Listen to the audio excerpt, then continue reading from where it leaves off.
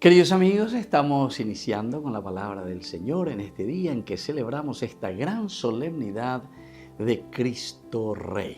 Y como siempre, la palabra de Dios viene a nuestro encuentro, nos anima y nos fortalece, sobre todo para vivir con autenticidad la vida cristiana.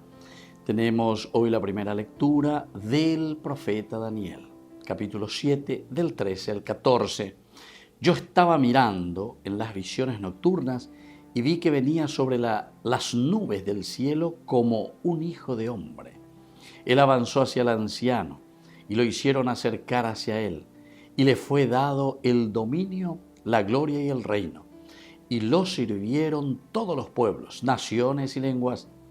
Su dominio es un dominio eterno que no pasará y su reino no será destruido. Queridos amigos, hoy estamos celebrando la fiesta de Cristo Rey.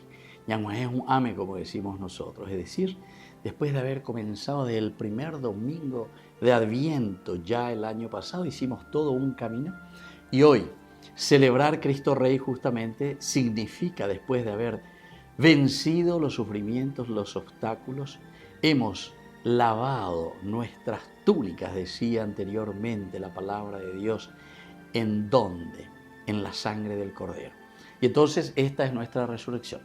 Ñanguajea lleva peñan de yara en onde peñan yemuí, en onde peñan yerurechupe, para que seamos, así como Él mismo ha sido glorificado por el Padre, también nosotros podamos ser glorificados con esta resurrección.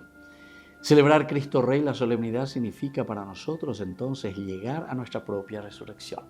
Después de haber hecho todo este camino, de haber luchado contra el mal y sobre todo lo más importante, después de haber vencido todos los obstáculos negativos del pecado.